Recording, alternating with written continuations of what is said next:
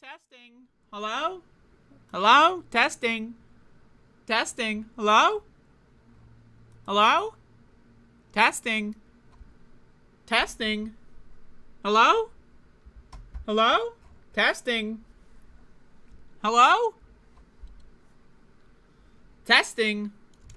Does anybody read me? Does anybody read me? Testing.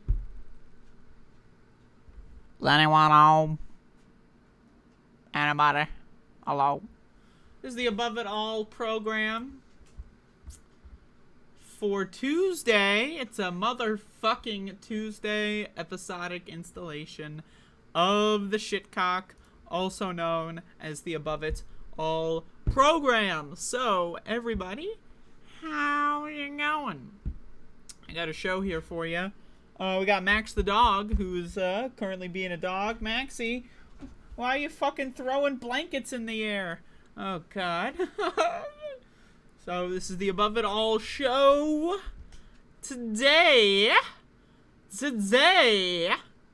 is the day that I do a show called the Above It All show. So, we have some news here today.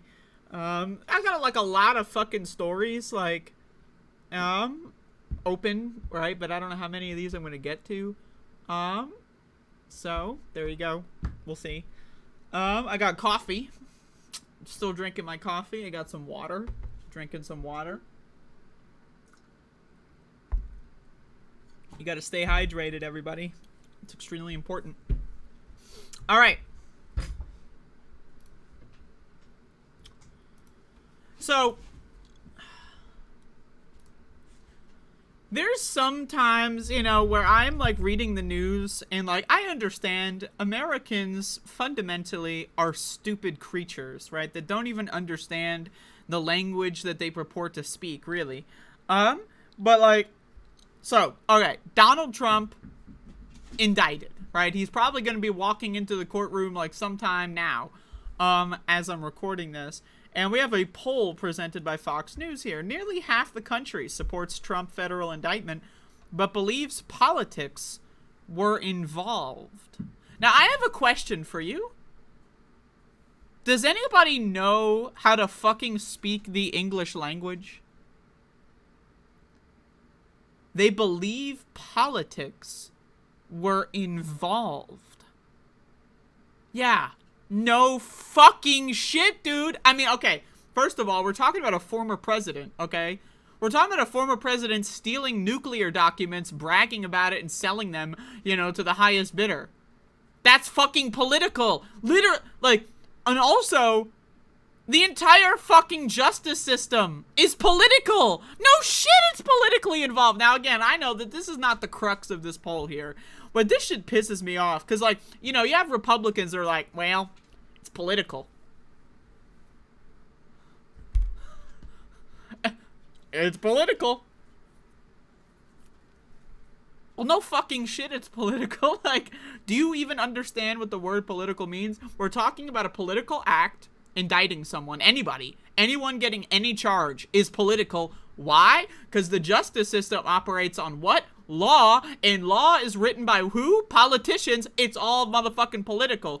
And also, again, we're dealing with a former president. Saying it's political. I mean, first of all, can we also talk about this? 47% of Americans think charges against Trump are politically motivated. What does that even mean? Politically motivated. Like, what does that mean in the English fucking language? Can someone convert that to English for me? Because that is not English. So, you're telling me a former president is indicted and it's possibly irrelevant to politics? I don't know, man. Like, this shit, like, no fucking shit. It's politically motivated. No shit, it's political. Like, no fucking shit. Anyway, I just had to rant and rave about that for a moment. Well, nearly half of Americans support the second indictment of former President Donald Orange Man Trump relating to his alleged mishandling of classified documents after leaving office. Many also believe it was politically motivated. It's politically no fucking shit. No, I'm sorry, but, like, this idea, like, who the fuck is out there going, like, yeah, Donald Trump, you know, totally not political. I don't know, man. Like, I guess people just don't know what words mean. I'm guessing that's just... On Thursday, Trump announced he was indicted by special counsel Jack Smith. I love Jack Smith, by the way. I don't know anything about him. I don't care about him, but his name, like, special counsel Jack Smith, you know? Like, I just, like, and that's going to be, like, it's like the Mueller report. They're just going to keep saying it. Like, Jack Smith, special counsel. Like, you know, Marjorie Taylor Greene is like, we need to defund Jack Smith. Like, you know, so, and, like, the name Jack Smith, it sounds like one of those comic book movie names, you know, like fucking goddamn Jason Bourne or some shit. Anyway, on 37 federal counts relating to the unlawful retention of classified documents describing the investigation of Fox News Digital as the greatest witch hunt of all time. So what is the phrase witch hunt derived from? Well, it's derived from, in our history, when people would just point at women that, you know, their husbands died of, like, dysentery or something, so they're a widow, and widows are witches in our old school society. What would they do? They would find them, they would chase them down, and burn them at the stake or throw them in the lake. That's what they would do. That's where the term witch hunt is derived from. So Donald Trump is claiming that this is the greatest witch hunt of all time. But, like, what are the other witch hunts? You know, people being fucking burned at the goddamn stake and thrown into a fucking lake. I don't know what to tell you, man. That I'm just like, what? The greatest witch hunt of all time. Motherfucker, you're still alive. It's the greatest witch hunt of all time. Give me a break. A recent ABC Ipsos poll conducted after the shocking indictment found that 48% of Americans think Trump was rightfully charged in the classified documents. That's another one. Only 48% of Americans think Trump was rightfully charged. Are you fucking kidding me? Now, again, I know, I talk about on my show, and this is like a heavily caffeinated ranting and raving episode, so brace for fucking impact. This is the first story of the day, and I'm already fucking at 11. The idea that, I know Americans are dumb, but like 52% of Americans think Trump shouldn't have been charged?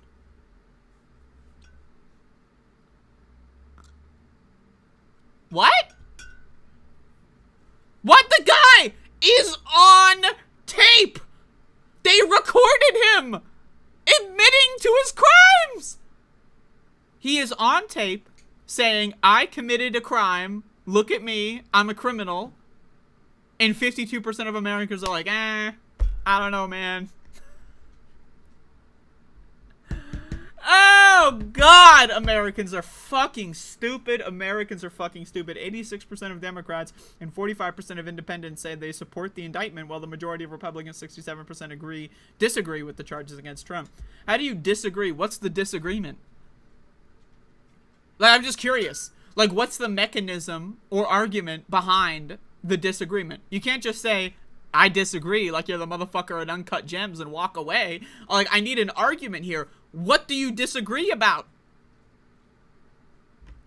The unsealed indictment states that during his presidency, Trump gathered newspapers, press clippings, letters, notes, cards, photographs, official documents, and other materials and cardboard boxes that he kept in the White House. Smith also claimed Trump showed classified documents to others twice in 2021.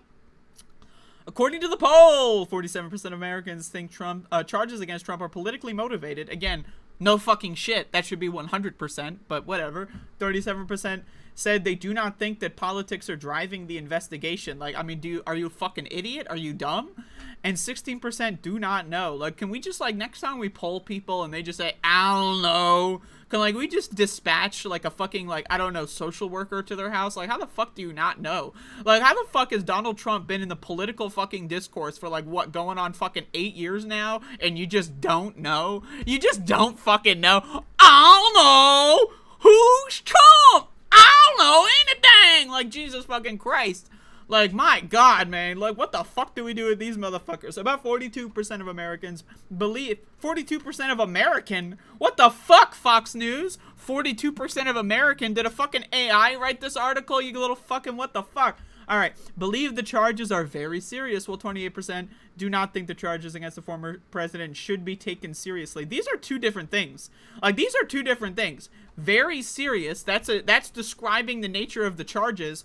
And then the other one is, should you, as in, you know, the person being called on by the pollster, take the charges seriously? Those are two separate questions. That's like saying, do you like red or do you not like red versus do you like red or do you like orange, right? Like, what the fuck? Like, those are two separate options. You know what I mean? Like, what? Anyway, I mean, it's a Fox News fucking article and it's a poll, you know, that's got like a 3-day lead time. So I know I'm just doing too much of this. The survey also revealed that the 2024 contenders, Trump and President Joe Biden, both have a favorability rating of 31% among voters. The ABC News exposed all of was conducted from June 9 to 10, 2023, blah, blah, blah. So there you go. Anyway, we learned nothing here. I just wanted to rant and rave about, I guess, I don't even know what I'm ranting and raving about at this point. I guess just words? I don't know, but... Anyway, man, like, Donald Trump is on tape basically saying, I'm a criminal, and we got half the country, they're like, well, you know, he is orange, so, right, like, what the fuck, man? Anyway, there you go.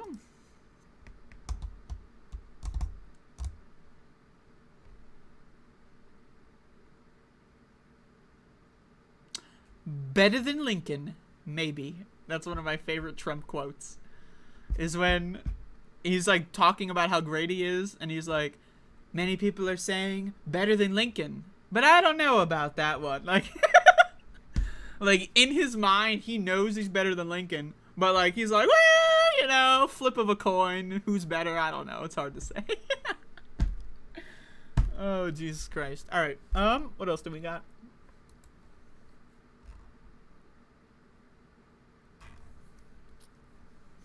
Alright, so, y'all may or may not know, and for those of you that don't know, please scroll along and don't let me spoil your paradise, but y'all may or may not know about the website Reddit. Reddit is undergoing a, well, you could call it a hostile takeover, you could call it a whatever you want, but Reddit, if you go onto the front page of Reddit, at least as of yesterday, that shit's all fucked up. You know, most of the pages aren't loading, right? It's like loading like really low ranking things, you know, and like some of the only like forums you can use on Reddit are like porn, like fetish forums, which, hey, I mean, that's no problem for me. But anyway, so Reddit's getting fucked. And I got this article from Kotaku here. You know, that's right. We're going to check out what Kotaku has to say. So, Reddit goes down as communities protest wildly unpopular changes. So this is happening with all of these so-called technology companies. You know, what did Reddit do? Right, Reddit, right, look, they're amazing. What did they do? They invented forums. Yeah, that's what they did. They invented forums. No, wait, they didn't. They just made forums centralized. That's their contribution. Why the fuck are we using Reddit? I don't use Reddit personally, but why the fuck are we using Reddit? instead of actual forums. Literally all Reddit did was like, oh, forums? What if we just did forums, but all on one website? Oh! Like, you deserve to have power and influence over society now because you reinvented the thing that was already invented. Like, and that's the other thing with, like, all these social media companies. Twitch. Wow. You invented streaming. No, you didn't. You're just like the one who got really popular and then like a giant fucking tech company like Amazon bought you up. Like YouTube. Wow, what did YouTube do? What was their contribution to the world? They invented the internet streaming of video? No, they didn't. Like, you know what I mean? Like, all of these tech companies that have all of this power, they didn't do anything. They just copied someone else's idea and then just got a bunch of rich people to bankroll them, and now this is where we are with Twitter, Facebook. What did Facebook do? Whoa, you're telling me we can look people up by their real name? Oh my god! It's a fucking, no one ever thought of that before. Like, again, I need you to fucking understand, right? Like, this fucking shit, like, really? Mark Zuckerberg, but like, deserves to be one of the richest, most influential people in the world because he stole the idea about a website where you can look someone's name up? And that is like kind of like, I mean, I'm serious, man. Like, what the fuck are we doing in this society? Like, oh my god. Anyway, with all that in mind, and so let's keep going. Given the state of the official app and its heavy reliance on huge ads, it's a deeply unpopular... Oh, I didn't even read it. Reddit, one of the most popular forums for gaming communities, is planning on making some changes under the hood that will essentially kill off every third-party app. This is the same thing fucking Twitter did, by the way. It's the same fucking shit that Twitter did. And that's the thing with these tech companies, right? Is like, they're always trying to make more and more money, and they're always trying to fuck over their user base. And because Americans and people at large are so fucking dumb, they continue to log in. Because what did Reddit do? Reddit is like, alright, so we're going to copy forums, put them all on one website, but then, what are we going to do? We're going to give people the EXP bar. Yeah, that's right. You log on to Reddit and you gain experience points in the form of karma, baby!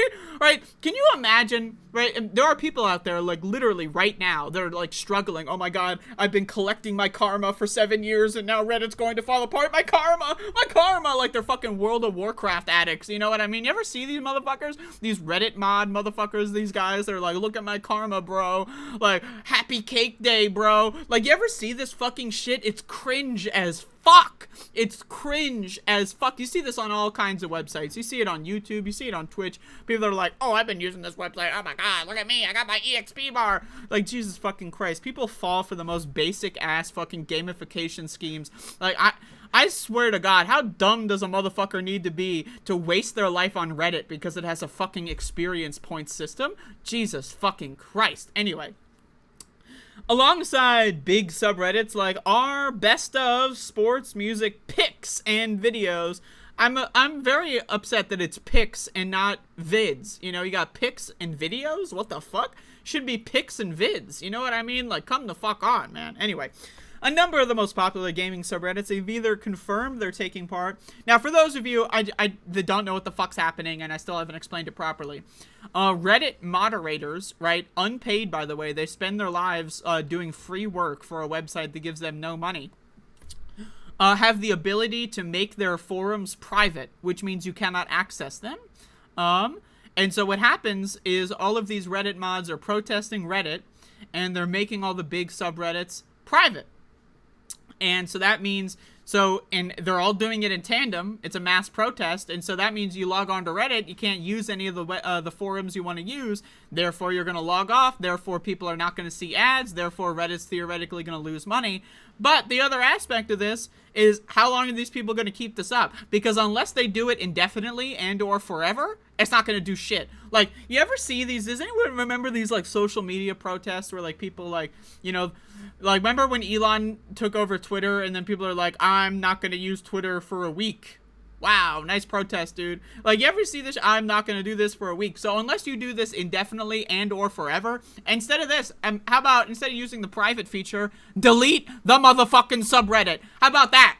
Go nuclear. Delete that shit. Don't fucking private it. What is that private? Then you're gonna bring it fucking back. Delete that motherfucker. Delete that shit. What is a fucking 1 day, 2 day, 3 day, 1 week protest gonna do? It's not gonna do jack fuck all, you stupid motherfuckers. Like, Jesus fucking Christ.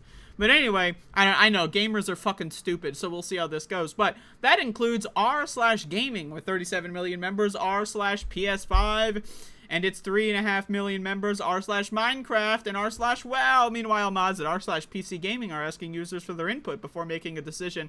Why is it that the PC Gaming subreddit is the most cucked of all of them? What's with this fucking pussy-ass beta shit? This, hey guys, there's a protest going on against a massive corporation. Do you like massive corporations taking advantage of you? Do you think we should join? Like, Jesus fucking Christ. Talk about not having a spine. Back in my day, the PC master race were the ones leading the charge. Nowadays, we got these Reddit-ass mods on the PC gaming subreddit looking like total dork nerd beta males. Like the fucking nerd from a 1980s film, you know, that gets bullied in class or some shit with those thick-ass glasses. Fuck you, bitch. I'm gonna shove you in a locker. What the fuck? Anyway, the whole website's just falling the fuck apart. We'll see how this goes. My thing is, unless you're doing it forever, none of this fucking shit matters. It's a cool headline. I'm happy for you. You got your 5 minutes of fame. But unless you do this forever and or delete the websites, the forums altogether, nothing's gonna happen. And again, we live in a capitalist society, and y'all motherfuckers, including myself, including you, let these corporations take over the internet. Does anyone remember back in the day when the internet was like thousands and thousands of different websites? Now, Web 2.0, everybody, we got 5 websites, sometimes 6 if you're lucky, and they're all controlled by multi-conglomerate, multinational corporations that want to fuck you over as much as possible, fuck their workers over as much as possible, and while this is all happening, make you dumber as a result so that they can sell you more advertisement dollars. You know, again, it's just a bunch of fucking garbage. I hate the internet, I hate people, and I hate Reddit, but I will say, I support protests, but again, there's no such thing as a 2-day protest. That doesn't exist. And this goes out there with all the other people out there that are like, you know, we're going to do a 2-day protest. In any context, a 2-day protest is worthless. It means nothing. In fact, in some ways, it's worse than nothing because you think you're actually doing something when in reality, you're doing fuck all. So anyway, there you go. Web 2.0, everybody. Could it possibly get any worse? We'll find out.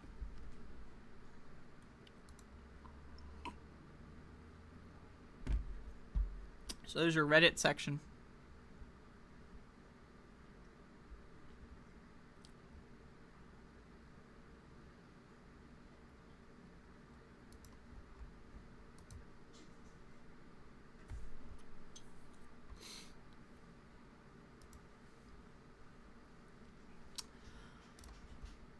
So, we all sometimes, when we're having, you know, maybe we have 5 blunts in, we're having a nice conversation about, what if we lived in a world that wasn't so horrible?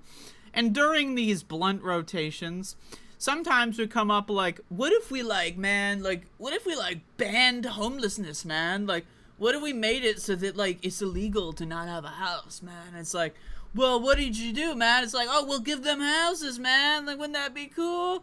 So I see, like, you know, I see headlines that are like, oh, we're going to ban homelessness. Okay, great. And then I realize, oh, right, I forgot. Most Americans mean we just want to execute homeless people in the street and or like kill them in the wintertime and or send them to jail, right? That's what most people mean when they say ban homelessness. They mean just kill the motherfuckers, right? So anyway, fast forward to San Diego. Proposal banning homeless encampments in San Diego to be considered. Quote, we are not a giant toilet.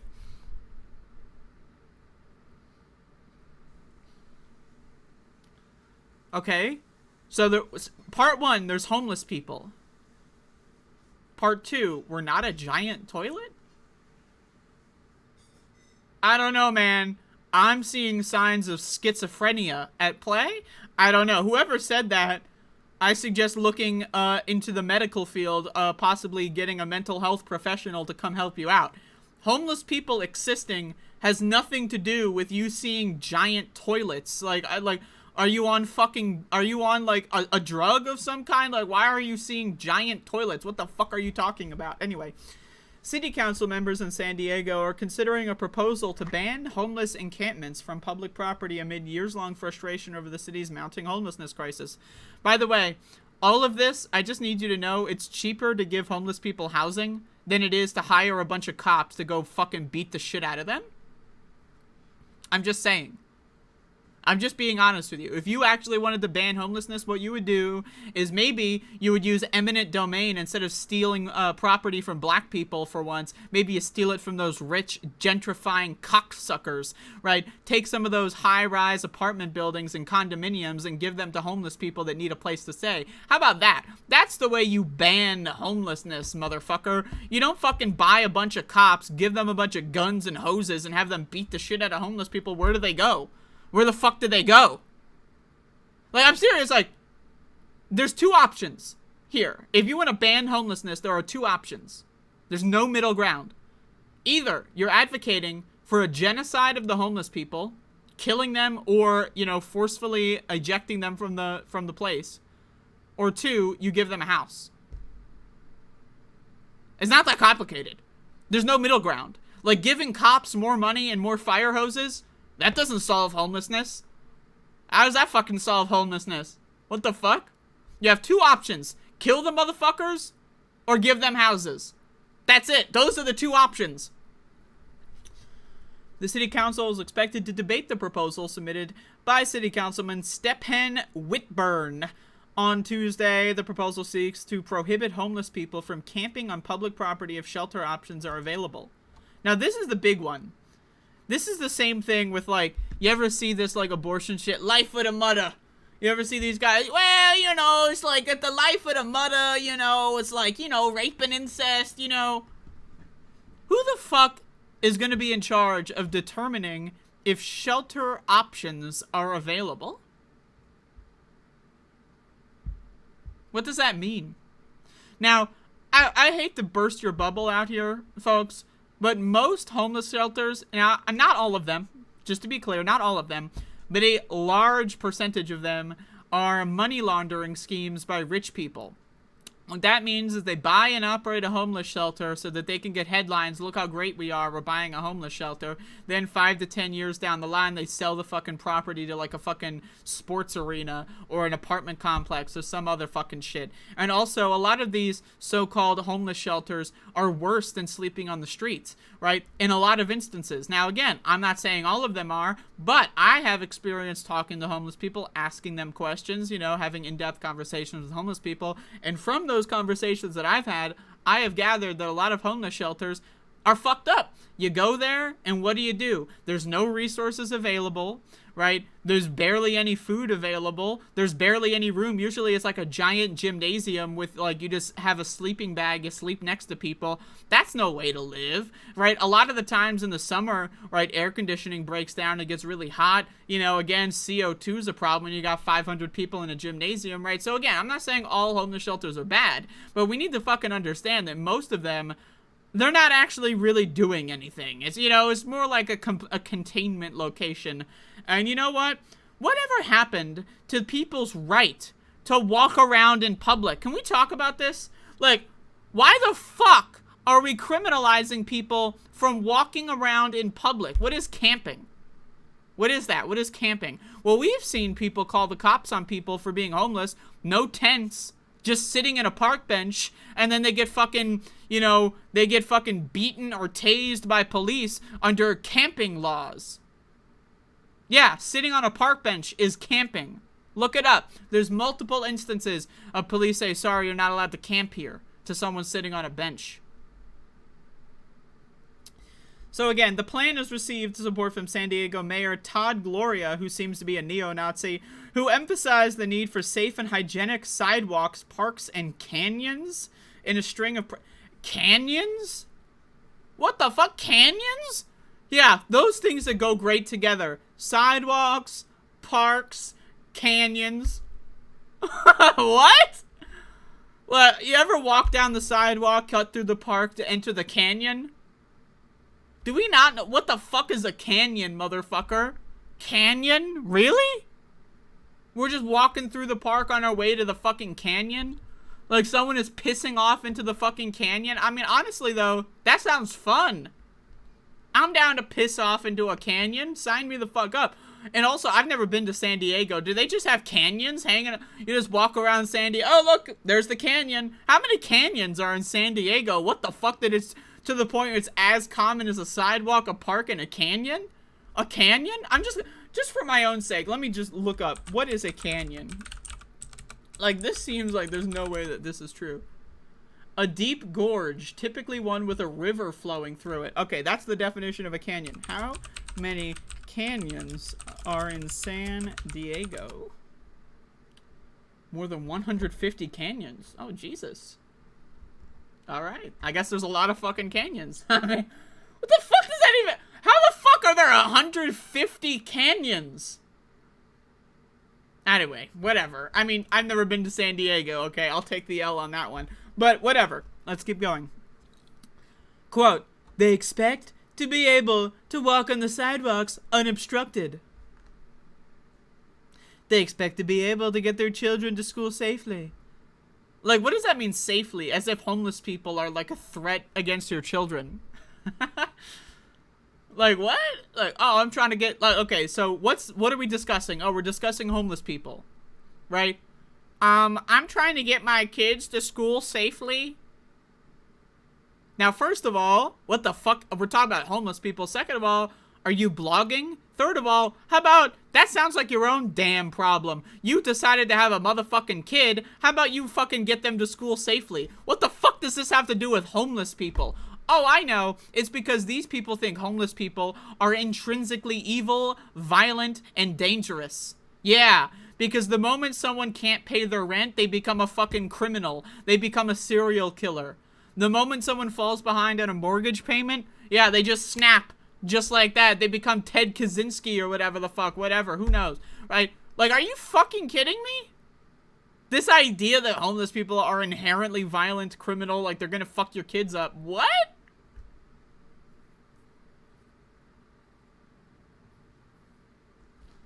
Anyway.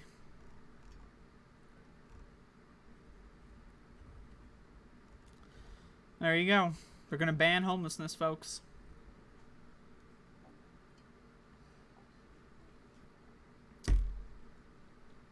Yeah. Why give homeless people housing?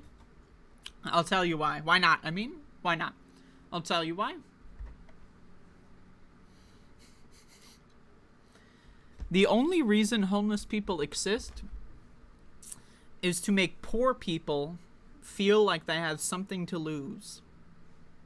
That's why homeless people exist. If you gave homeless people housing, poor people would not feel that they have as much to lose. And when you have someone who is raising, let's say they're a single mother and they got 3 kids, and they are falling behind on rent, right? They have the fear of homelessness built right into them. And that fear of homelessness drives people to behave like fucking comic book villains, right? That fear of homelessness, people are taught to look down on homeless people like it's all their fault. When most of the time, most Americans are 1, maybe 2, sometimes 3 mistakes away of becoming homeless themselves. And that fear of homeless people makes Americans do some really crazy, fucked up shit. Like take jobs that are abusive to them and bad for their health, right? Like get themselves in unhelpful, unhealthy relationships just for the sake of keeping a roof over their kids' heads. When you instill the fear of homelessness in people, it makes them behave. And so when we talk about banning homelessness, we need to understand these people are fundamentally Nazis. They want to threaten you with the idea that if you make 1 or 2 mistakes, you're garbage, you're refuse. And then they're going to pass laws to clean up the garbage. How do you do that? How? Without giving homeless people homes, how do you clean up the garbage? What's the other mechanism? Fill in the blank.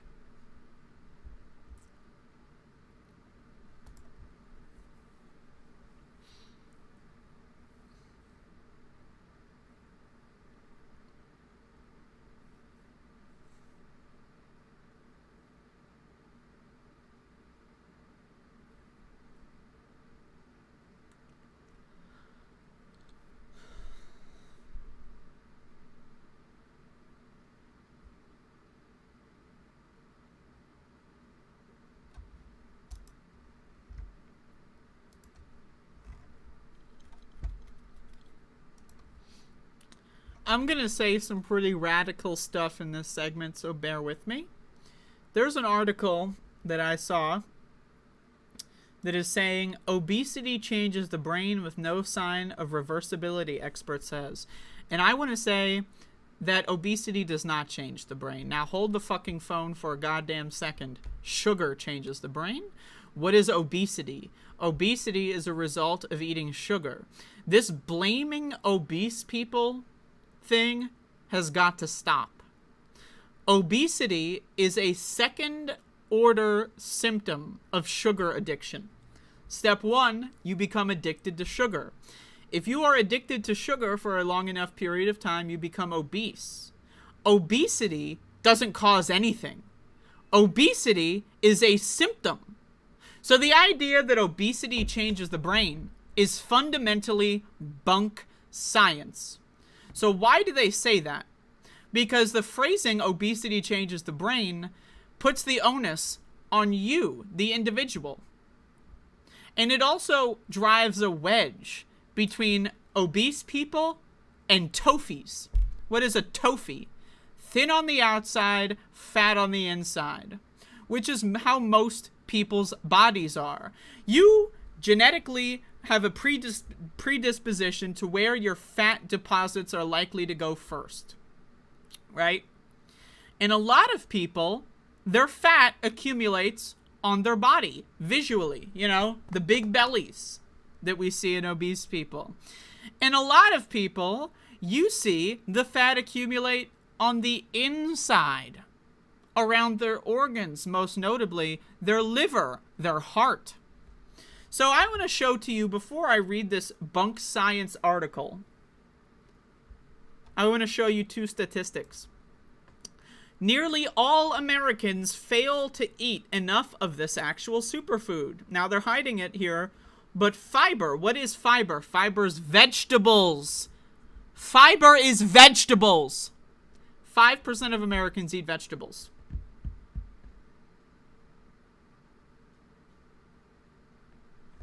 So what are they eating if they're not eating vegetables?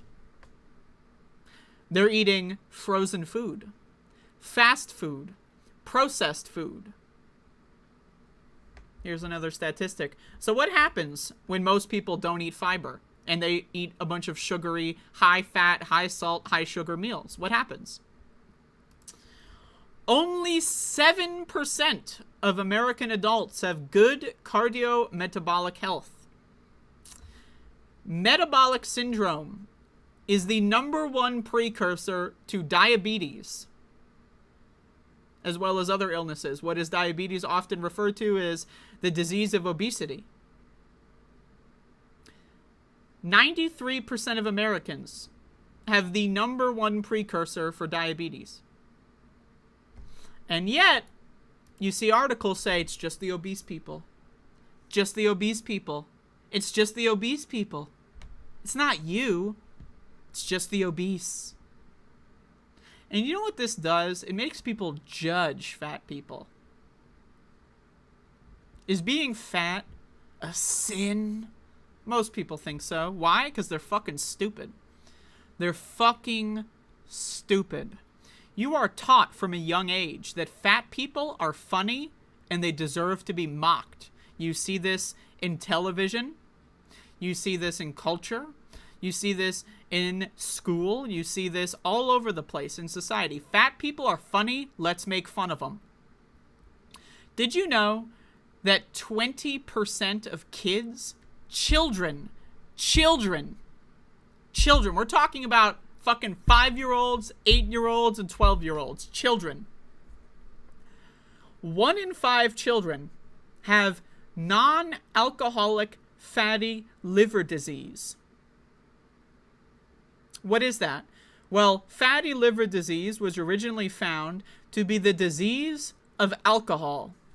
People that would drink for 10, 20 years would collapse, wake up in a hospital, and have a doctor tell them, you got a fatty liver.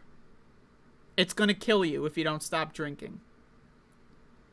So how do motherfucking 8-year-olds get fatty liver disease?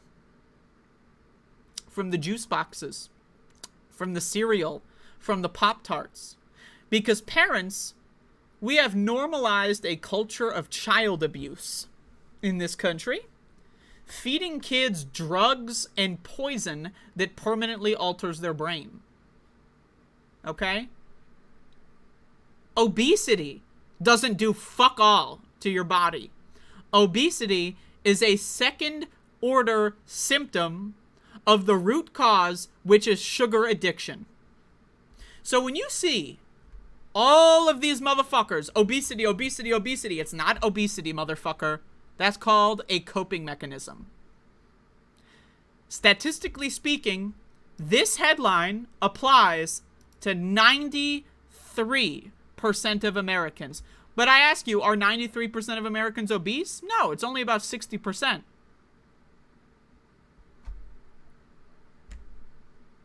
So how do we go from 0% of kids having fatty liver disease, which was the standard 50 years ago? 50 years ago, if you were a kid that had fatty liver disease, they would write about you in the newspaper.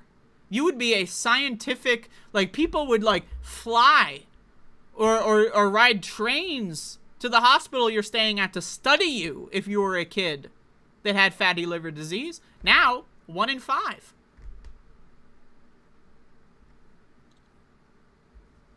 So let's see this. Obesity may damage the brain's ability to recognize the sensation of fullness and be satisfied after eating fats and sugars, a new study found. Again, it's not obesity.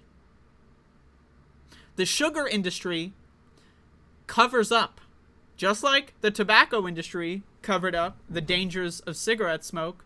The sugar industry purchases studies to make things about obesity, which is your fault. Instead of, I don't know, the fact that our food industry puts drugs in the food. Should we discuss that? The fact that the food industry puts drugs in our food that results in 20% of kids having fatty liver. That results in 93% of us having the #1 precursor for diabetes. Should we talk about the drugs in the food? No, no, no. Did you know the USDA American guidelines for sugar consumption? Added sugar consumption. What is added sugar? That's like getting a fucking spoon and putting it in the sugar bowl and putting it in your mouth. That's added sugar. The guidelines for Americans say that you should be eating 20 grams of added sugar a day.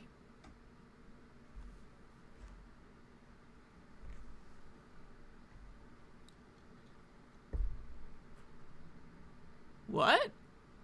Imagine, for a moment, if the USDA guidelines or whatever said, yeah, in order to maintain a healthy diet, you should drink 5 shots of vodka a day.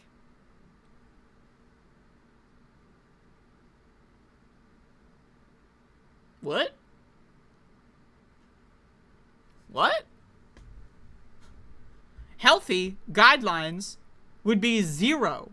Now again, if you want to have dessert, fucking go for it. If you're on vacation for a week, I took a vacation a month ago, and I'm not gonna lie to y'all, I ate fucking like 3 tubs of ice cream. I was snacking on Twizzlers. Motherfucker, I was drinking some soda. I was having fun, you know, get it out of my system. That's fine. But the idea that the government is going to tell you that it's healthy to consume 20 grams of added sugar a day. By the way, you want to know what the average adult consumes on a daily basis? 70 grams. 70 grams of added sugar a day. What's healthy? 0. What does the government tell you? 20. What does the average person do? 70. Did you know kids average 80 grams of sugar? Now, you may not know this, but kids are smaller than us, adults. So when you put a drug into a kid's body, it's going to have just a 1 gram to 1 gram. It's going to have a different effect on a smaller person. In the same way that if you give an 8-year-old a shot of whiskey, they're going to get way more fucked up than Grandpa Jeff, who's 320 pounds. Why? Because they're fucking smaller. So kids are eating more sugar than adults, and they're smaller, So it does more damage to them. 20% of kids have fatty liver disease. But don't worry, everyone. Obesity's the problem. It's your fault. Not the food industry. We can never blame the food industry for putting drugs in our food. No. God forbid. I want people to really understand. This is one of my, I guess you could say, wheelhouse kind of categories. As a formerly obese person that has suffered with weight issues my whole life and has a lifelong drug addiction to sugar. Why? Because my parents gave me ice cream and fast food every day. So yeah, I'm well aware the damage that was done to me when I was undergoing a mandatory medical experiment by the food industry of the US to force feed children sugar and high fat, high salt processed food. I am a victim of this medical experiment, and I'm here to tell you the idea that it's just the obese people, that's called a coping mechanism because it's all of us. That's the default in society. Unless you were raised on like a vegan commune somewhere, like off the grid, chances are you got a sugar addiction. So this idea that it's just the fatties, yeah, man, it's just those fucking fatties, you know, those fucking fat bastards, it's all them.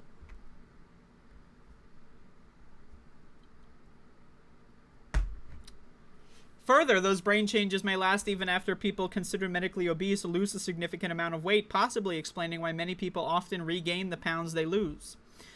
There was no sign of reversibility. The brains of people with obesity continue... With obesity, by the way that the medical industry just takes the food industry's talking points with obesity. Fucking with obesity. Give me a fucking break. Continued to lack the chemical responses that tell the body, okay, you ate enough, said Dr. Carolyn Apovian, a food industry plant, a professor of medicine at Harvard Medical School that was bought and paid for by the sugar industry, and co-director of Center for Weight Management, also bought and paid for by the sugar industry, and wellness at Brigham and Women's Hospital in Boston, that, by the way, probably got a grant from the Coca-Cola industry. So, as defined medically, people with obesity have a body mass index or BMI of over 30. BMI is a proven scam. I need people to really understand the layers of scamming going on. So what's the science? The science is when you are addicted to drugs for an extended period of time, that changes the way your body behaves. In this instance, the drug is sugar. Okay? So what do? Well, they say it's obesity, and they bring in the horoscope of the obesity field, BMI. BMI that was long since debunked. It's the IQ of the medical field. What does the BMI tell you? It tells you your BMI, and that's pretty much fucking it. In the same way, what does the IQ test tell you? It tells you your IQ, and what does that do? I don't know. People think the IQ means something. People think BMI means something. BMI doesn't mean jack fuck. BMI doesn't tell you how much fat percentage your liver has. Is that what BMI tells you? Does BMI tell you if you have 30% fat ratio on your liver? No. So what the fuck does BMI tell you? It tells you your motherfucking BMI. So again, we got this bunko junk shit fuck science here that's masquerading the real science, which is sugar is a drug and it's in your food every time you eat. You are being poisoned. Imagine if we put fentanyl in food, people would be freaking the fuck out, right? Apparently not, because that's exactly what's happening. The study captures why obesity is a disease. Obesity is not a fucking disease, said food industry fuckface Apovian.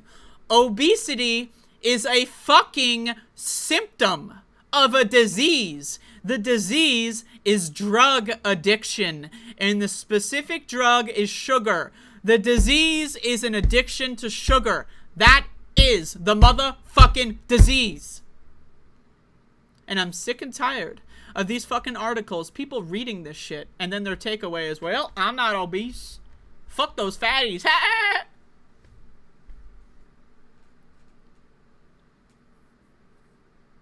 It's fucking stupid.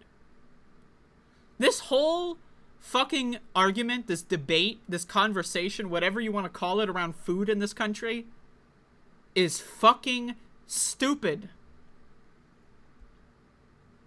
It's fucking dumb.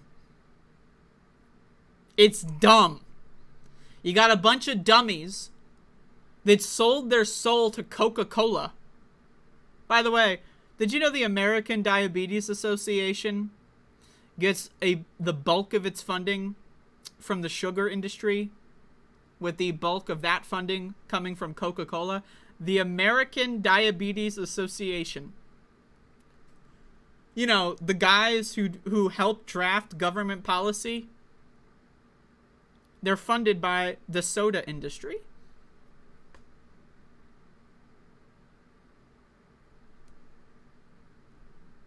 And so that's how we get articles like this. The disease of obesity.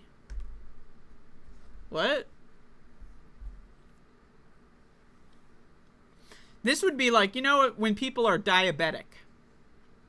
Sometimes diabetics have poor blood circulation, or poor blood flow, or poor ability to notice injury. And oftentimes, especially historically, you would see diabetics get amputated. Their foot they'd step on a rock and they wouldn't realize that they stepped on a rock until they got infected or whatever. Now imagine if we called that the disease of amputation. What? Well, yeah, they got amputated. It's the disease of amputation. That's as illogical as the disease of obesity. What? Obesity is a result of a sugar addiction, which 95% of Americans, if you're not eating vegetables, it's pretty hard to avoid sugar.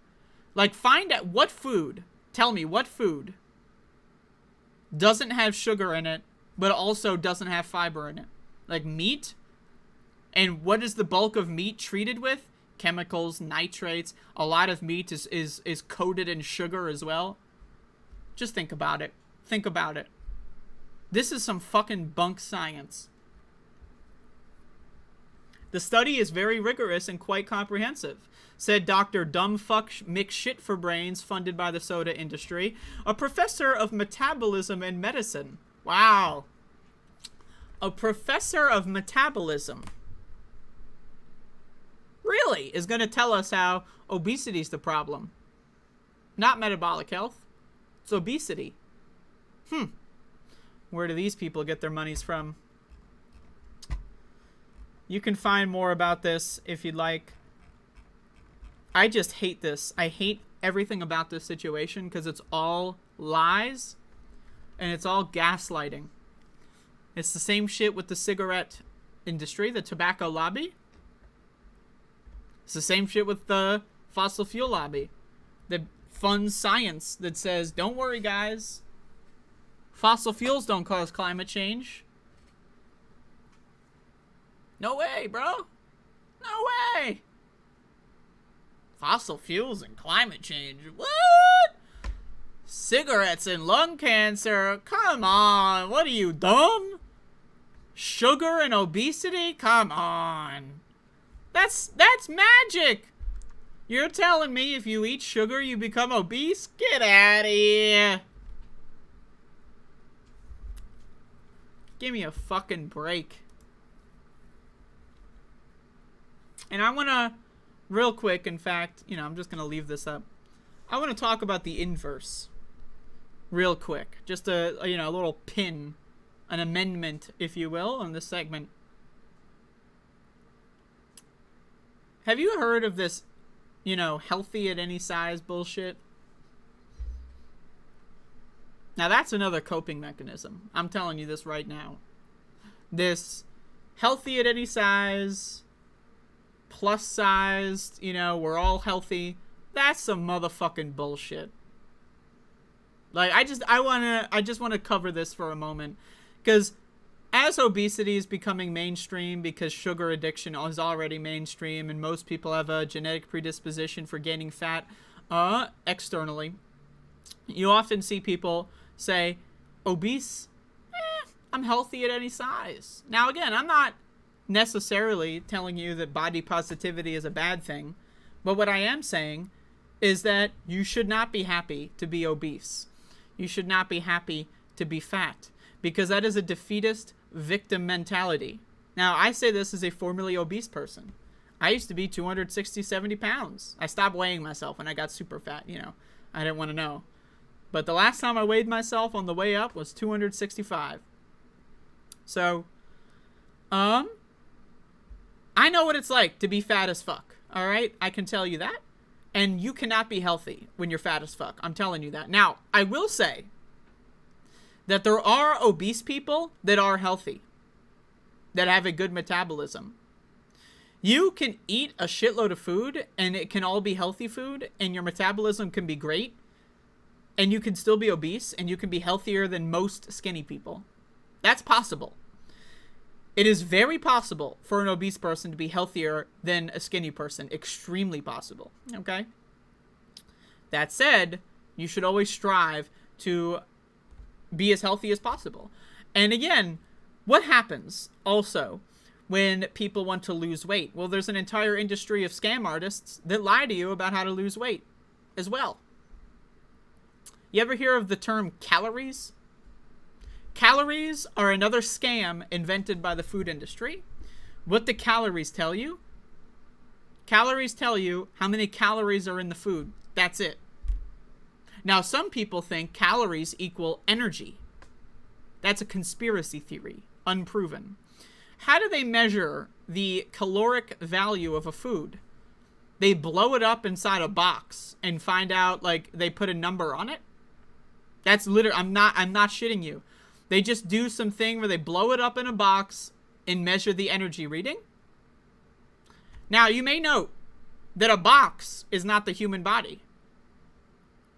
Right? Calories are a scam to convince you. Now, I just want to say this. Calories, as a mainstream unit of measurement, where did it come from? The soda industry. Coca-Cola started putting calories on things. Coca-Cola. Now tell me, if Coca-Cola brought calories as a metric into the mainstream, shouldn't you be a little skeptical of the metric? Right? Right? Shouldn't you be? What do calories tell you? Calories, in the same way the BMI tells you what your BMI is and IQ tells you what your IQ is, calories tell you how many calories are in the food. That has nothing to do with your human body. So the reason why Coca-Cola and the soda industry started mainstreaming calories is they could put something nice on the box, on the label, say 60 calories per serving. And how much is each bottle? Like, it's like, 2.5 servings, right? Oh, we got fractions, can't do math because Americans are too dumb, right? So, they want you to believe, and Coca-Cola ran commercials about this in the early aughts and late 90s. They want you to believe that a calorie is a calorie. Yeah, you had a soda, but that's okay. It's 60 calories, and you need 2,000, am I right? So I ask you a question, and most people should be able to answer this pretty easily. If you consume 2,000 calories of Coca-Cola versus 2,000 calories of a Caesar salad, are you just as nourished? Do you have the same amount of energy? Because if calorie equals energy, like we are taught in school, that they lie to us in school, that calorie equals energy, then if I drank 5 Coca-Colas, I'd have the same energy than if I constructed a nice, lentil soup.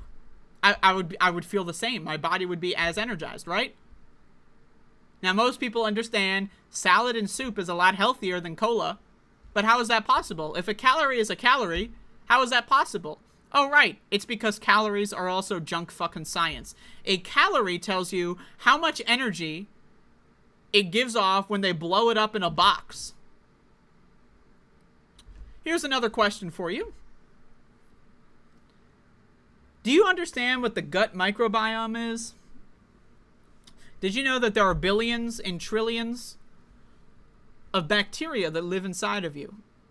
It's called your gut microbiome. Trillions of little motherfuckers trying to live their lives right in your intestines. So when you eat vegetables, what does fiber do? Fiber feeds the bacteria. Fiber is undigestible parts, often of plants, that your stomach acid cannot fully break down and that your body has no nutritional need for. So why do we need fiber? To feed the bacteria. Because if we don't feed the bacteria with fiber, what do? They eat the other food that you eat. So if you don't eat fiber and you're consuming 2,000 calories, chances are your body is not even getting those 2,000 calories because a lot of it is going to be eaten by your starving gut microbiome. So this is why a lot of people that are in food addiction cycles, when they don't have a strong and healthy microbiome and they don't eat vegetables, this is why you see people eat food and then feel hungry a couple hours afterward, not to mention the carbohydrates spike glucose and then bring it down, and then the crash makes you hungry again because you associate a glucose crash with hunger, which is also an unhelpful association. But it's also that literally every time you eat, your body's not actually getting what little nutrition is in the poison that you're eating. Your body's not actually going to get it. So I have a question for you. Everyone has a microbiome. Would you rather your microbiome eat your food? Or would you rather the microbiome eat its own food? It should be that fucking simple. And again, I say this. The default in society is to be a drug-addicted loser. 95% of Americans are addicted to drugs. Now, they might be upset when you tell them that reality, but 95%, including kids are more addicted to drugs than adults, actually. Again, 81 grams of added sugar is the average per child when they're about half the size of adults, which is the average of 70 grams. So about half the size and a good percentage of more drugs. So I'm telling you this, motherfucker, it is a radical act of anti-capitalism to be a healthy person. It is radical to avoid the sugar industry's grasp. Now, I'm not saying, when I use the term drug addiction, I have no problem with being addicted to drugs. I'm addicted to weed. I have no problem with it. I'm addicted to caffeine. I got no problem with it. Okay? Why? Because I know the pros and cons. I know what I'm getting versus what I'm leaving on the table. Well, with sugar, most people don't know the pros and cons. Most people don't know they're being drugged. It's like, again, imagine buying an ounce of weed and then you smoke it and then you realize, oh shit, someone put fentanyl on the weed. That's essentially how Americans are going to the grocery store. They don't even know they're addicted to drugs. So then they do other things like blame the obese as if that's a thing that exists. So again, I fucking hate this shit. And this is one thing you don't see anyone else talk about this in left-wing spaces. You don't see this. Why? Because again, 95% of Americans are sugar addicts. So statistically speaking, you're going to see left-wingers be sugar addicts. You're going to see liberals be sugar addicts. Right? And they're afraid to confront that reality. And and just this is my own personal rant, is left-wingers don't want to help you in your personal life, typically speaking. I mean, some of them do. Some of them offer advice. But oftentimes, left-wing politics is all about how can we blame the government? How can we blame the government? Yeah, the government is fucking us in the face. What are we going to do about it? What are we going to do about it? If the answer is nothing, well, I'm not interested. So I say this. I want you to eat better. I want you to spend more money on food and less money on other things. I know.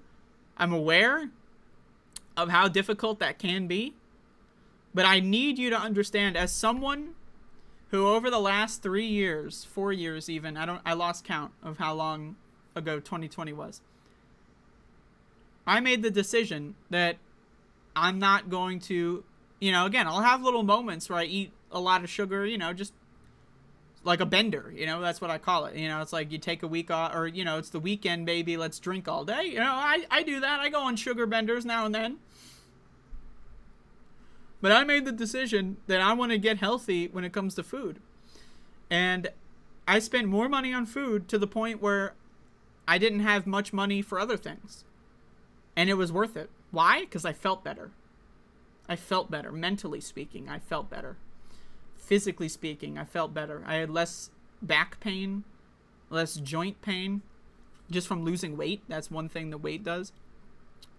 But I also just I used to have breathing problems. You know, I don't know if it was asthma or what. I don't have that anymore. I used to have other chronic health issues. Don't have them anymore. Now, again, am I sitting here to tell you that vegetables are going to cure your illness? No. But they cured mine. I had a chronic health issue that I had from like the age of 6 all the way up until I was like 22. And when I fixed my diet, it went away like magic. So I just want to let you know that a lot of chronic health issues are second or third order from sugar addiction. And so if you do feel like shit, think about it. Think about it. Even if you're thin, even if you're a tofu, thin on the outside, fat on the inside, think about it. Sugar addiction is still fucking your shit up. So there you go. Obesity changes your brain. I don't know about that. In a country where 95% of Americans are addicted to sugar, I think it's the sugar that changes your brain. Obesity is not a chemical. Sugar is a chemical. And it's a psychoactive chemical. When you consume sugar, you get what's called a sugar high. And reminder, we feed this to kids. Would you give your kid beer? Would you give your kid wine? Would you give your kid a fat joint? Hey, maybe you would. I don't know. Well, let's have the conversation. But I'll tell you this. As someone that does not have kids, I would rather my kids smoke a fat blunt than drink a juice box. Why? Because the juice box is going to cause much greater lifelong stress and illness than the fat joint. I'm just saying.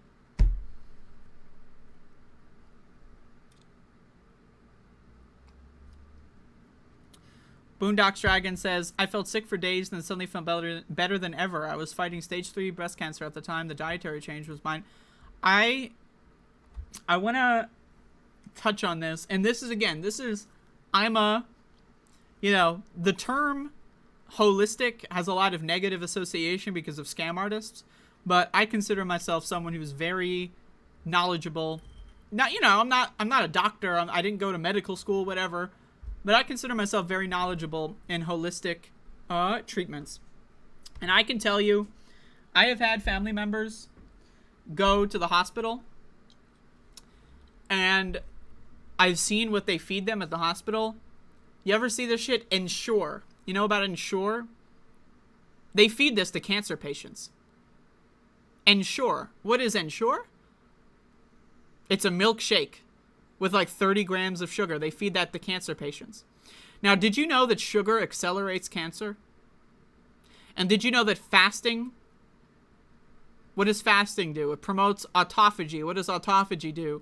It's your cells eating each other. What is cancer? It's your cells growing too fast and not recycling properly. Fasting promotes autophagy, which promotes the fighting of cancer. Sugar promotes the growth of cancer. They feed cancer patients sugar beverages like milkshakes. Why? Because the food industry funds a lot of hospitals in this country. That's why when you go to a hospital, oftentimes you see vending machines with Coca-Cola and other sorts of treats. For whatever reason, my fucking wires are like stuck on my chair. I don't even know how this fucking shit happened, but I gotta... So what do they do at hospitals? They don't give a fuck about treating cancer. Now maybe they do in the abstract. They'll give you chemotherapy and all that. But imagine a world where in order to treat a gunshot wound, right? So first we need to get a scalpel and jam it in the wound like this, like you're fucking the fucking wound with a scalpel. Jam it in there, twist it up like that, and then put a bandage on it. And then change the bandage, jam the fucking scalpel back in, fuck that shit up real good, put the bandage back on. That's how we treat cancer in this country and all kinds of other illness. So, I'm just throwing that out there.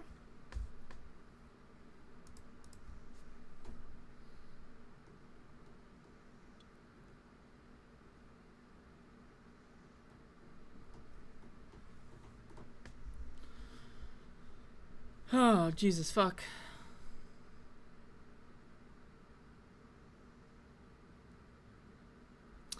Soul Life. Some people, you know, in as sad as it may be, some people, even though hospital diets are trash, it in some instances it still might be better than what people normally eat, right? So that is possible for sure.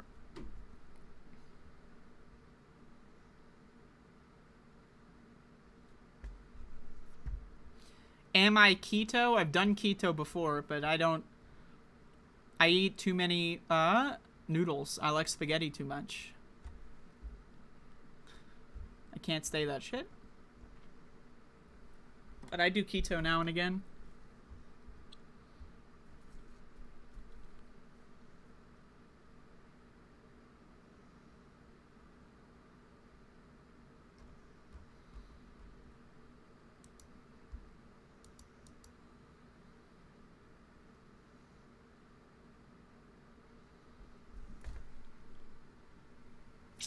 All right, y'all.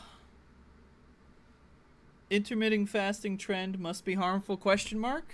I don't know what the fuck you're asking, but intermittent fasting is extremely healthy, actually. I don't know where the harm is done. The only theoretical harm I could see is if you're like diabetic, right? Like you would need a different plan, but for most people, intermittent fasting is only a benefit.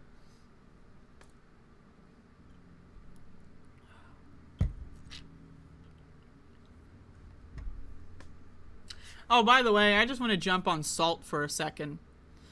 This war on salt is a bunch of bullshit, okay? Does anyone ever hear this shit? Now, I'm not a doctor. I'm not giving you medical advice. If you have hypertension or whatever, high blood pressure, yeah, skip the fucking salt, okay, motherfucker? I'm not playing around with you.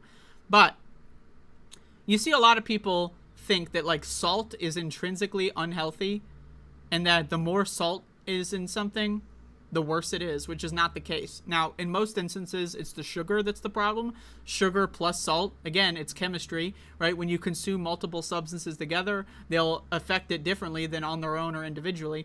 So when you consume a high fat, high sugar, high salt situation, yeah, it's bad. But eating salty food when it's just salty, right? Like I'm talking about like maybe like pickles.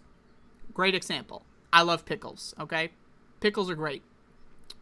Now, I'm not talking about that fucking shit where they pour sugar in the bottle, like the bread and butter. I'm not talking about that fucking garbage, okay? I'm talking about good-ass pickles. High salt. It's also really fucking healthy for you. So, I'm just saying, salt is not necessarily evil. It's what you combine with the salt.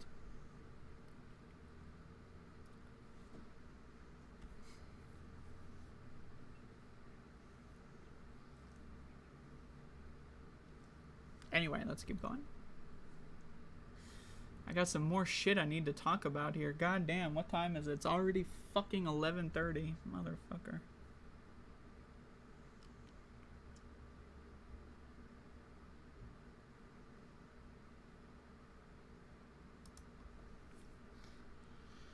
Man, oh man. Okay,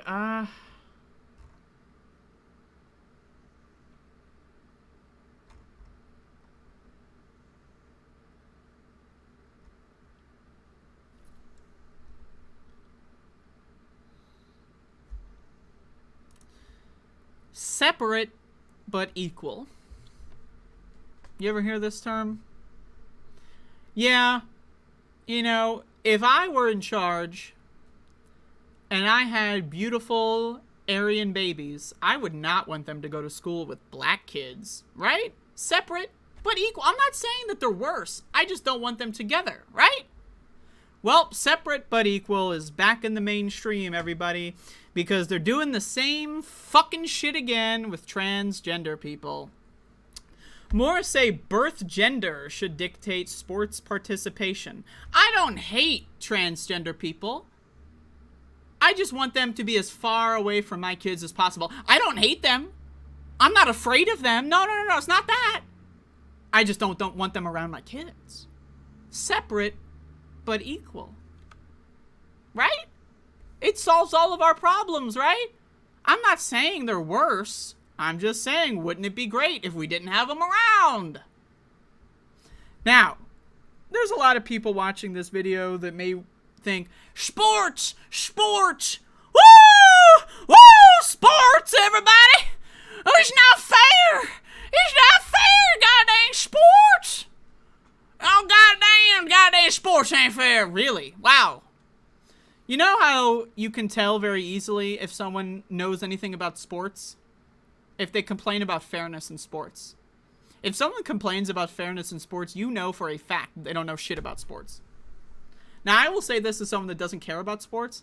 I know more about sports than most people. For example, I know that Michael Phelps has a 1 in a million genetic abnormality. Literally, it is impossible for an average person to swim as good as Michael Phelps. It is impossible. It is impossible. Are we going to ban Michael Phelps? What about fairness in sports? What about it? What happened to fairness in sports? All of a sudden, you know, when it comes to trans people, fairness is the biggest thing in the world. When it comes to Michael Phelps, sorry. What about Usain Bolt? Well, we got to be fair, right? What about those basketball players that are 7 feet tall? Come on, man. What about fairness? Right? I'm not saying Michael Phelps should be banned from swimming. I think he should just go to his own pool. Separate, but equal.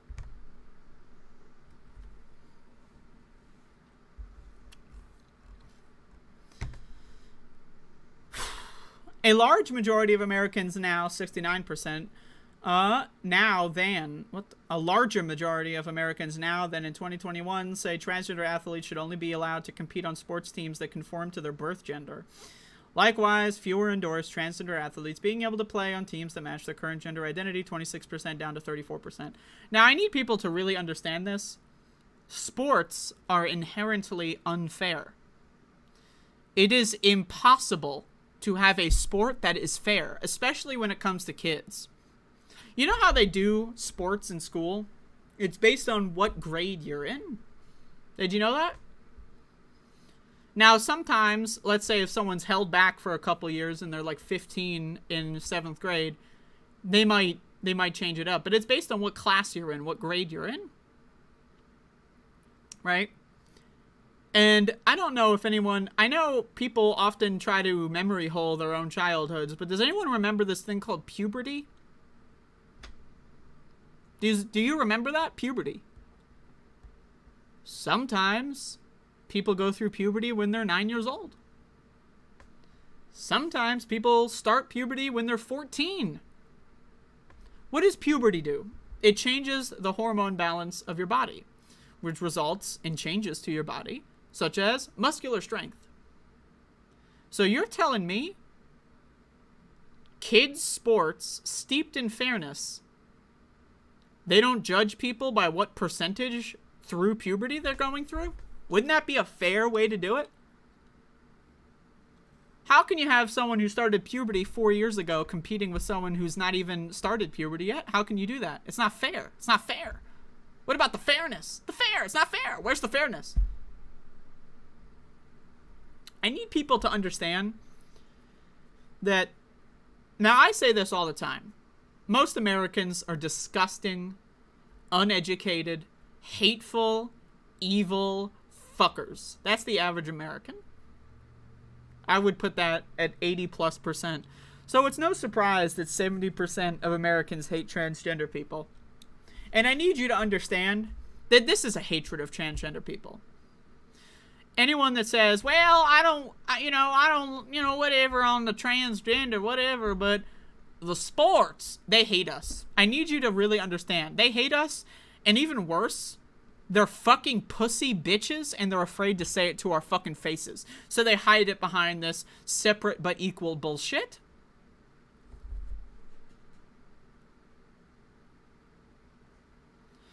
There are plenty of black women in sports that got banned from their sport of choice because their testosterone was too high.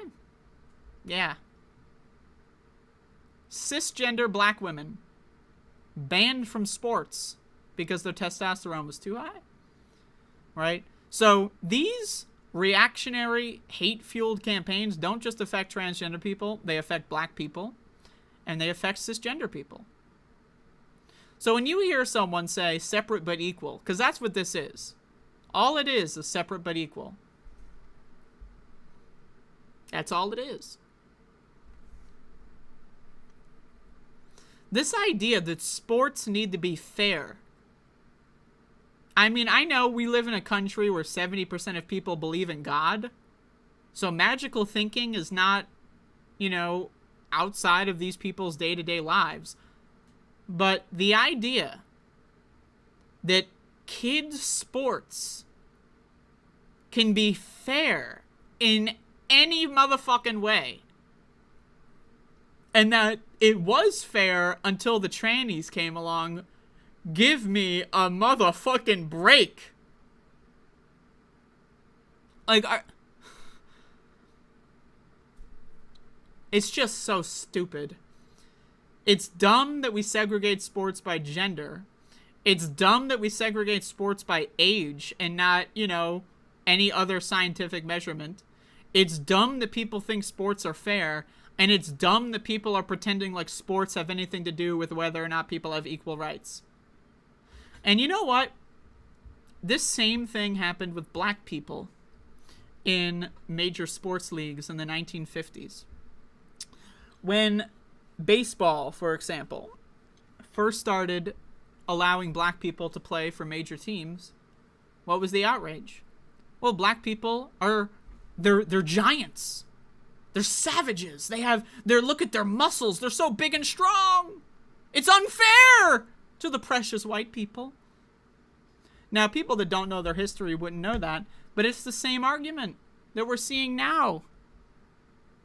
It's the same argument. It's not fair. Oh my goodness, the fairness. It's the same fucking shit, dude. Sports, 1, have never been fair. 2, will never be fair. And 3, should not be an arena for you to play out your hatred of certain minority groups. But anyway, I don't really care about reading more into this. It's just a bunch of garbage. And anybody that bases their political opinions or their political identity on polls like this, go fuck yourself. Because, again, I did this segment, and I don't want to, you know, harp on this guy. I don't want to turn that into a thing. But I did this segment yesterday about Ryan Grimm being a fucking moron, saying that Trump should be pardoned by Joe Biden for the good of the country, right? And in that video, I talked about how Ryan Grimm has horrible takes on trans people, and people were like, oh, really? I didn't know that. And then I went on Twitter, and I saw Ryan Grimm literally say separate but equal and talking about how he doesn't think trans people should be allowed to play sports. Literally, I'm just saying, like, liberals that base their entire worldview on the polls, they're as bad as neo-Nazis. I don't give a fuck. In fact, I would say they're worse. Because at least neo-Nazis have the dignity to say, yeah, I fucking hate you. Liberals are going to pretend that they care about you. Liberals are going to say, oh, I'm here to help. I'm your ally. And then when push comes to shove, they're going to leave you out in the gutter. Separate but equal, my ass. Now, again, I know, we live in a country where 70% of people believe in God. So it's no surprise that 70% of people believe that sports are magically fair until trans people came along. Like, sports were the ultimate test in fairness. And then came the trans, right? Like, what the fuck? And again, it's magical thinking. It's believing in a reality that is just incompatible with the real world.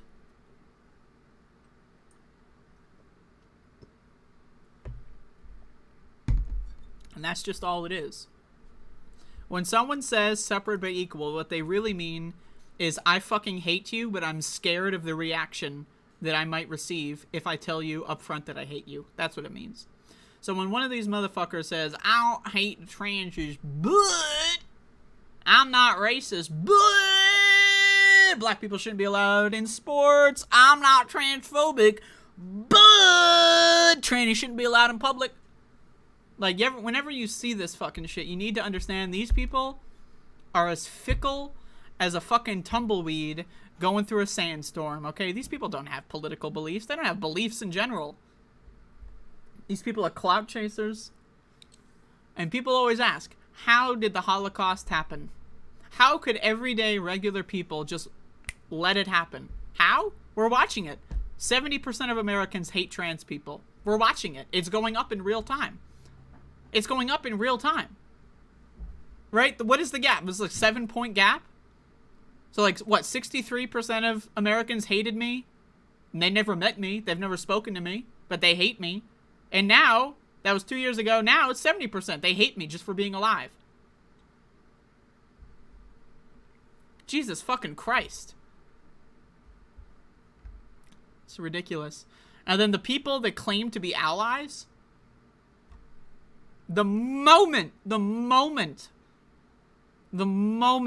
a poll comes out, they're right on board. Separate but equal. Get the trannies out of school. Those are the liberals now, folks. 70% of Americans, if you are trans, 70% of Americans hate you. And I don't say that in a way of fear-mongering. I say that as a way to acknowledge reality. Now, again, there's obviously a different level of hatred, right? I'm not saying the 70% of Americans want to burn us at the stake and kill us all in a genocide like the Holocaust. I'm not saying that. Now, am I saying that they wouldn't care that much if it happened? Absolutely. You think people like you think liberals, you think Joe Biden would care that much? You think he'd be so deeply personally offended if Donald Trump came in and passed a law that put me in a concentration camp? He might say, that's wrong, mister, but he doesn't give a shit. These people don't care. They don't care. Now, again, I'm all in favor of educating people. That's why I do these videos. I want people to be educated on certain subjects from a historical lens of analysis. But how the fuck are you going to undo 70% of Americans believing in Jesus? How do you undo that? I don't know. How do you undo 70% of Americans thinking sports are intrinsically fair but for the trans people? Like, sports are the ultimate test in fairness, and then trans people destroyed everything. 70% of Americans believe that. How? Because they're fucking stupid. Now, maybe we can individually educate certain people. But I mean, how the fuck do you undo 70% of people being transphobic? How do you do that? I don't know. I really don't know. So again, I'm not trying to fearmonger here. Well, maybe I am. I don't know. Maybe I am trying to get the fuck out of this country. That's what I got to say. Because fuck is not looking so good. Not looking so good.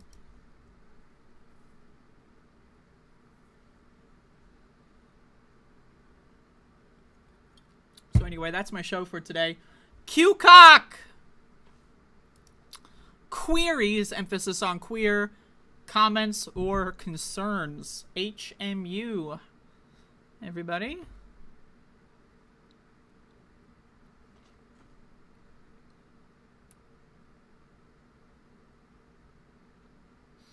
Why is my boss asking Siri how to spell plague? Stop it. I can't.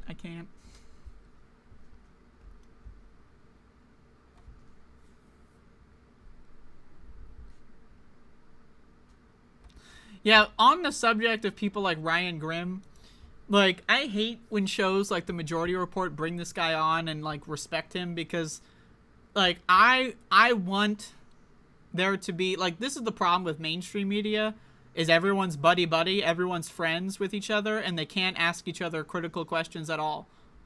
It's a conflict of interest, right? So you see, like, and again, I'm an actions speak louder than words kind of person. So where the fuck is Ryan Grimm being asked why he believes in separate but equal policy on The Majority Report? Instead, all they do is have a buddy-buddy conversation with him. I'm just saying, in other shows he goes on, like, yeah, if somebody who is if somebody, I don't even know, I don't have recurring guests, like who the letter hack. If the letter hack came out and said, I hate trans people, you bet your sweet bippy if he came back on my show, I would fucking ask this guy about it. Right? But no one does that in left-wing media.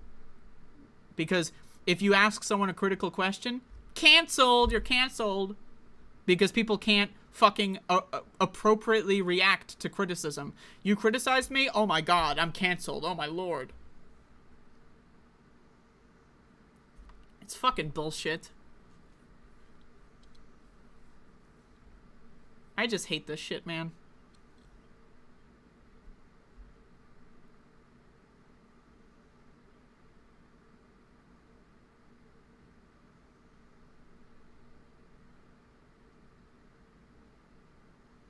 Would Americans complete? I mean, yeah, we're gonna go to war with China for sure.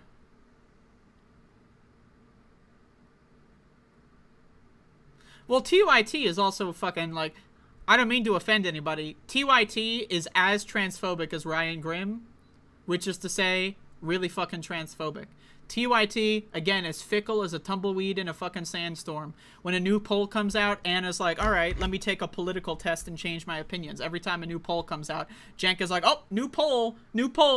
What's my opinion today? Right? Like, that's all these fucking guys. Now, I know there's some decent guys affiliated with TYT, but I mean, it's all just a fucking liberal, like, what is the most popular opinion to have now kind of thing, and it's just fucking garbage. At least that's my opinion. Feel free to disagree. I don't mind.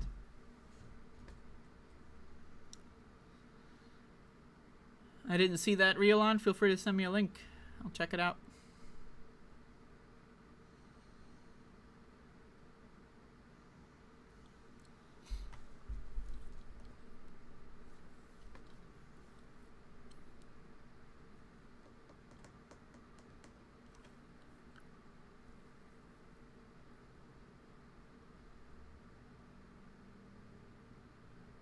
I notice Cenk will sometimes 180 in under a week, depending on the chat. Now, I just want to say, I don't, when, like, intrinsically, when someone changes their mind on something, I don't, that should not be stigmatized as necessarily a bad thing, right? But, when people change their minds as a result of public pressure into a worse position, right, and they do that frequently, it tells you a lot about their character, right? It's like, look at Donald Trump. Donald Trump, his opinions are whoever he was on the phone with last. That's why when Donald Trump was president, you would see people go into his office. Like, he would say one thing, like, I hate X. Someone would walk into his office, 30 minutes later walk out, and he's, like, signing an executive order about how much he loves X. Right? Like, that, to me, is a problem. Now, again, I'm all for someone saying something out of the side of their mouth on a subject they're not that educated about. It happens. I do it, too. And if someone educates me on it, I want to change my mind. And I want to be open to that, and I think people should be open to that. But if I said something like 95% of Americans don't eat vegetables because they're fucking stupid, and someone's telling me that, like, you know, the lectins in the vegetables are going to poison you, the lectins, that's a big thing from the anti-vegetarian crowd, is the lectins, ah! You know what I mean? I'm not going to go like, oh yeah, you're right, I guess vegetables are bad for you. I'm not going to do that. Why? Because I have a basis in reality. I have opinions that I derived from reading books, from watching documentaries, from paying attention to the news. I don't derive my opinion based on who was on the phone with me last, as if I'm on the phone with anybody.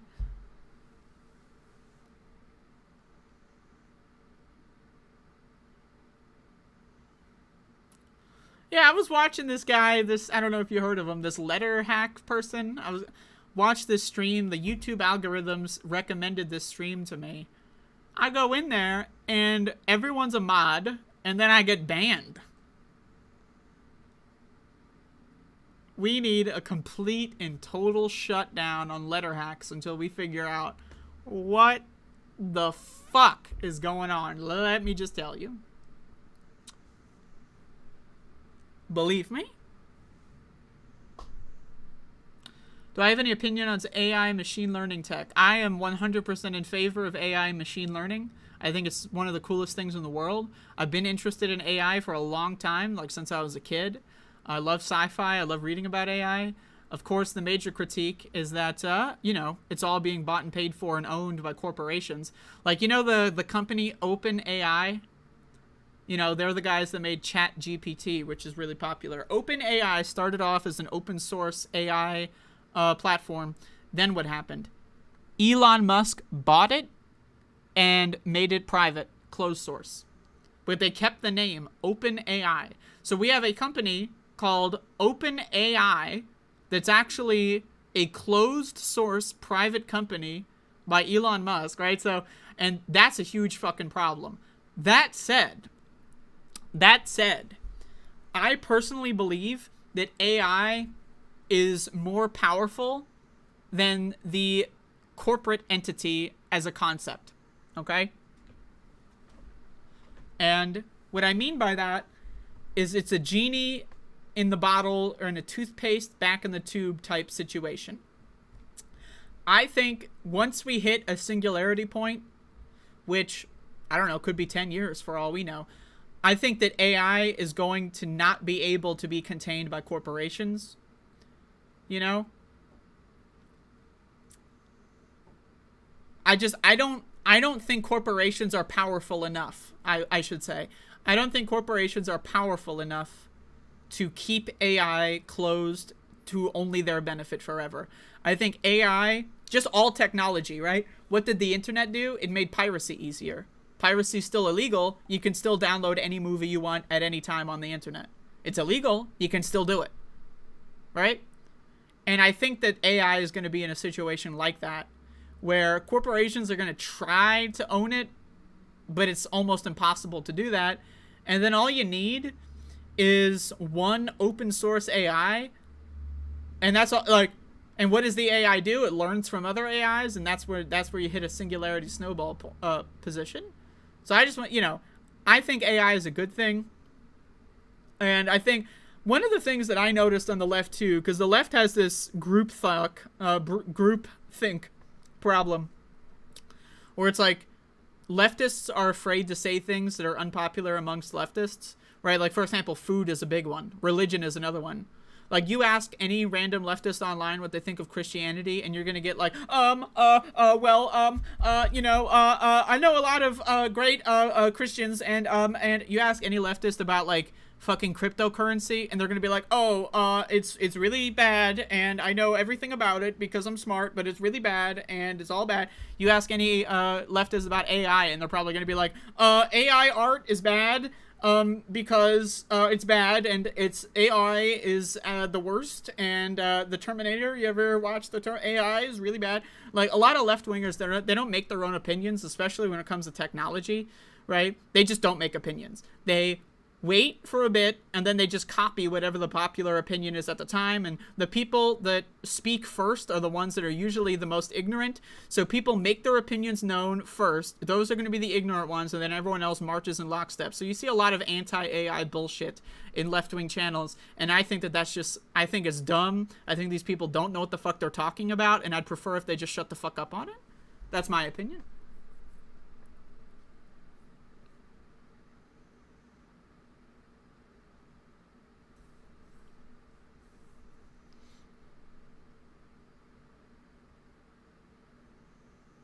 AI is the unknown that could go spectacularly wrong very quickly. That's what I mean when I say that I don't think corporations, like, I don't think in our current legal framework and our current society, I do not believe that corporations just as a concept have enough power to control AI. And that's exactly what I'm talking about. Like, all it takes is one leak or and it's over, and corporations all of a sudden have no power whatsoever. You know what I mean? And I'm not sure if corporations understand that. I'm not sure. I think corporations might actually believe that they can put a lid on this. I don't know.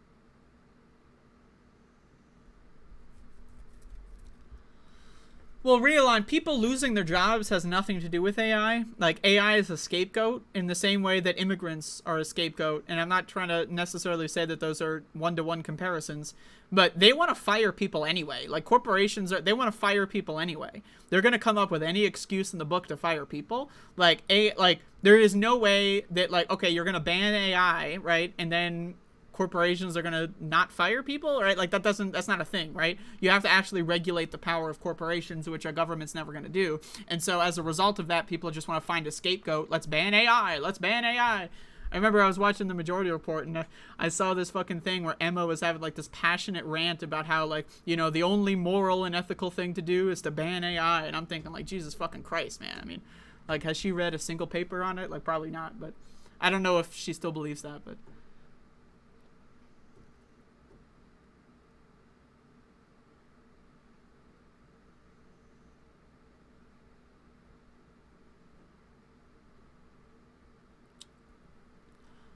the thing about AI art is that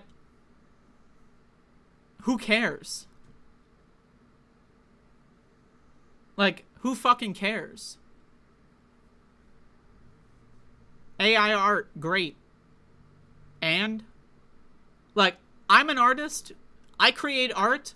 Does AI art all of a sudden make me feel like my art is less valuable? No, not at all. Right? Like, and it's also like, oh, corporations are going to use AI art instead of paying artists. They're already doing that fucking shit anyway. Do you know anything about clip art? Clip art started in like the fucking 1940s or 50s.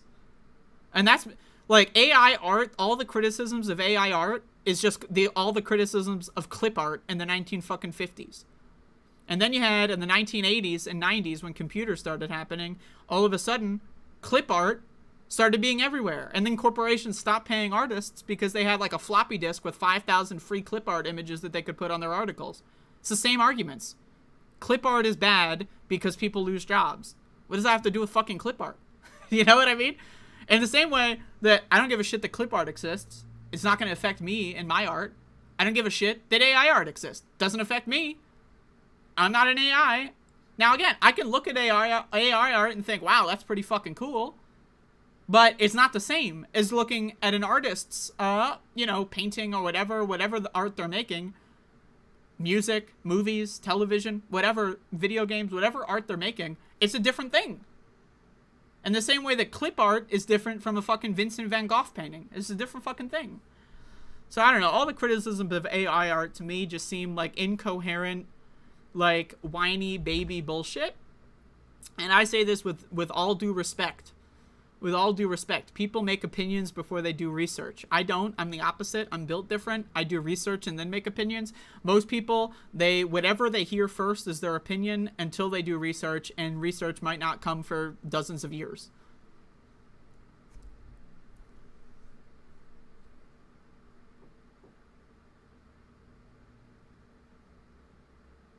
But anyway. Q-Cock, anyone else? Questions, comments, or concerns? Where's that Q-Cock? I'm not going to be here tomorrow. Tomorrow's my day off. Wednesday. It's my day off. I've been enjoying this 4 days a week schedule. I'm not going to lie. I think it's hitting my sweet spot for having enough energy to do a good show and avoiding the burnout. So I've been feeling pretty good.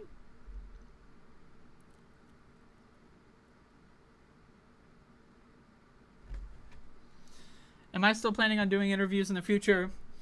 I am very unsure about how to answer that. One, I'm not good at talking to people. You may be shocked to hear this. I don't know how to invite people on my show. I just don't know how to do it. I don't know how to send people an invitation. I just don't know how to do it. So I don't know. I can't answer that question. I'd like to, but it's also like I hate doing shows with other people. I'd prefer to just like do like one-on-one in-depth long-form conversations, but not everyone does that or likes to do that. And also I don't know how to do that. That's not my realm of expertise, to be honest with you. I do a solo show for a reason, you know? I don't know.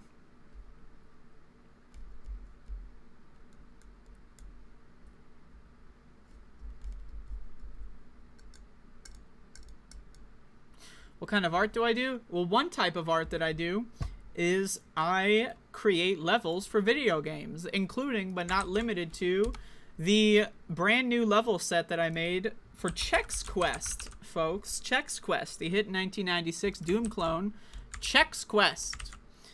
I released a hot new episode for this fucking shit. Check it out. Hold up. Let me scroll on down. I released a hot new episode for Chex Quest. No, I'm not removing Q-Cock. Episode 3, folks. Check it the fuck out. Or don't. I mean, you should, but you don't. You don't have to, but you should. You should feel obligated to do so. Cooking with the bitch will come back when I feel like it.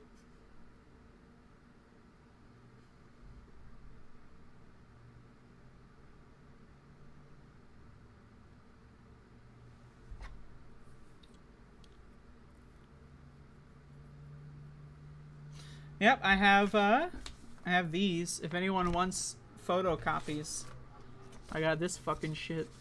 Look at that. So, if anyone wants a signed photocopy.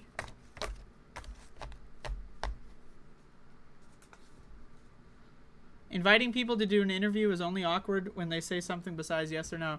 Letterhack, I mean, here's the thing, man. I don't know how to do it. Like, I can't get past the first, like, the question, right?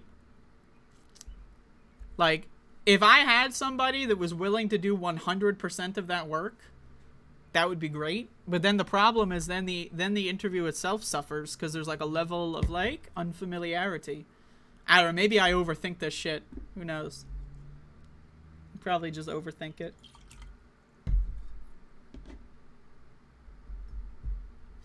I don't know where Max the dog is. I think he's on the bed. And the bed is outside of the view. The bed is on the other side of this desk. Did you know YouTube Legal wants to take down FOSS YouTube? I don't understand what that means.